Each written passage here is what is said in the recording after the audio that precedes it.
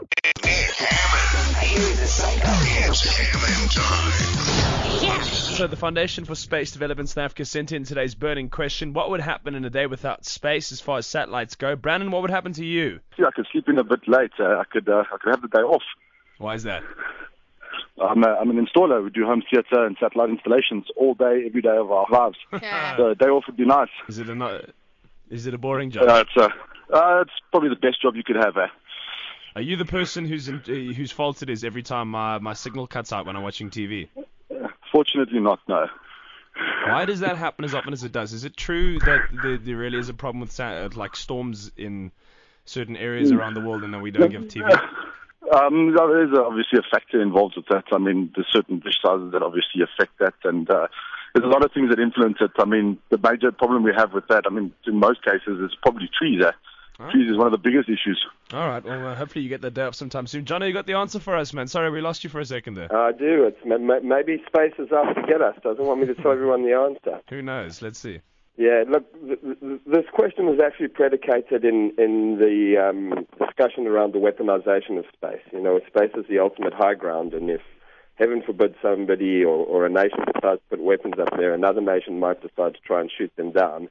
And if that happens, we could lose all of our satellite communications. So the scenario I'm about to give you is a result of a study by the U.S. Air Force and the University of Washington in the United States. And it goes something like this. So let's say at about 6:15 in the morning, communications of all satellites go silent.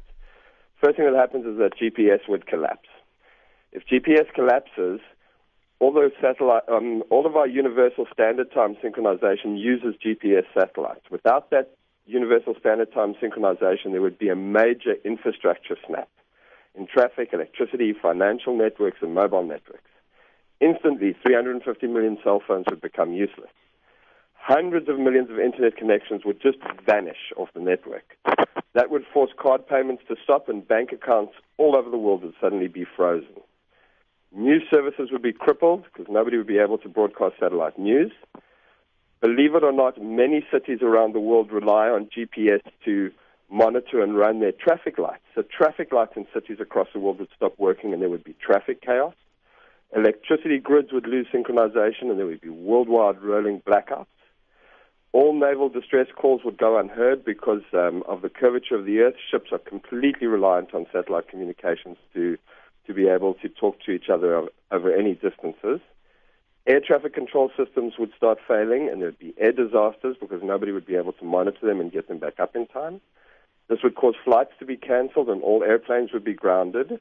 And by midnight on one day, without satellite communications, there will have been hundreds of traffic, train, boat, and aircraft accidents, and basically the world would be crippled as we knew it for quite a long time. Our reliance on satellites really can't be underestimated today. It's bizarre and crazy, and it sounds like a plot for an awesome movie too, one that I think would definitely be worth checking out. Yeah, the amazing thing about it is that satellite integration is so seamless into our lives that we don't even think about it.